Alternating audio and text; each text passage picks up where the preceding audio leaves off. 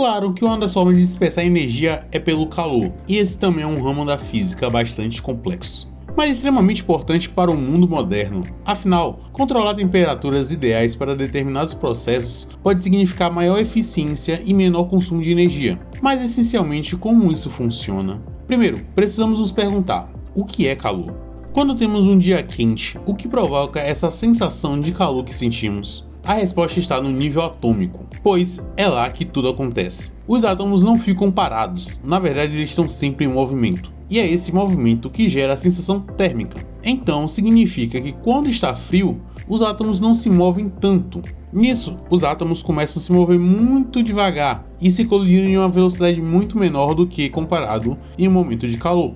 E essa diferença de movimento atômico é o que faz a gente ter a sensação de calor e frio. A sensação de calor é subjetiva e pode variar de pessoa para pessoa, mas a temperatura é algo objetivo e medível. Temperatura é a medida da energia cinética média das partículas em um sistema. Quando dizemos que a água está a 25 graus Celsius, isso significa que a quantidade de energia cinética das moléculas da água correspondem a essa temperatura. Agora, é importante lembrar que no universo existe um conceito fundamental chamado entropia, que descreve a tendência natural a qual as coisas vão. Isso se dá justamente pelo equilíbrio. Isso significa que as transformações do mundo seguem uma direção irreversível. Por exemplo, se colocarmos água líquida em um congelador, o equilíbrio desse sistema é alcançado quando a água perde o calor e se transforma em gelo. Por outro lado, se retirarmos o gelo do congelador, ele derrete e isso significa que o equilíbrio ocorre quando o gelo, absorvendo o calor, volta ao seu estado líquido.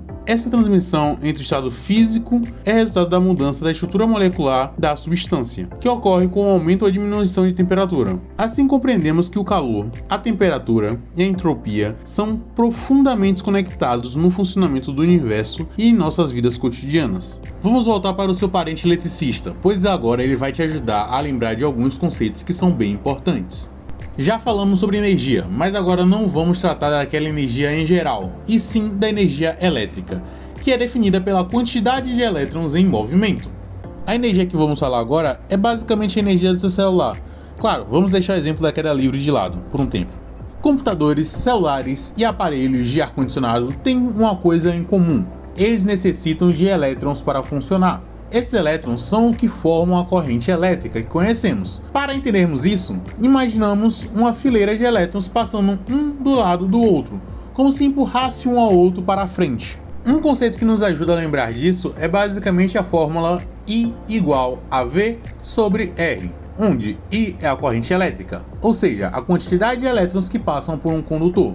V é a tensão, voltagem, que indica o quão forte os elétrons estão sendo empurrados. E R é a resistência, que impede e dificulta a passagem de elétrons a se moverem para a frente do condutor. Não se engane achando que o maior corrente é sempre melhor para um sistema. No mundo da eletricidade, equipamentos e máquinas possuem especificações para funcionarem corretamente. E se conectarmos um dispositivo a uma corrente inadequadamente, ele pode ser danificado. Um exemplo clássico é a diferença entre a corrente de 110 volts e 220 volts. Se você liga um aparelho de 110 em uma tomada de 220, é bem provável que ele queime ou até pegue fogo. Entendido isso, precisamos lembrar que, na natureza, os opostos se atraem. Assim, prótons e elétrons naturalmente tendem a se aproximar. Essa atração, em geral, é uma força que pode ser descrita por uma fórmula semelhante à gravitação, mas adequando para as cargas elétricas, multiplicando as cargas entre si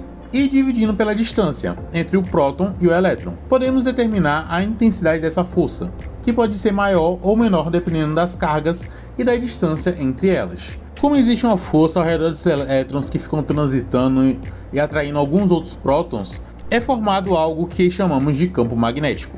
Esses fios magnéticos podem estar presentes nos fios de sua casa e toda a cidade. Mas por que esses objetos não atraem objetos metálicos como ímãs que conhecemos? Simplesmente porque a força gerada é muito fraca. No entanto, se enrolarmos um fio em várias e várias voltas, formamos o que chamamos de eletroímãs. Esses sim podem gerar uma força magnética significativa, suficiente para agir como um ímã. Eletroímãs são muito utilizados na indústria, onde é possível controlar a intensidade desse campo magnético para diversas aplicações.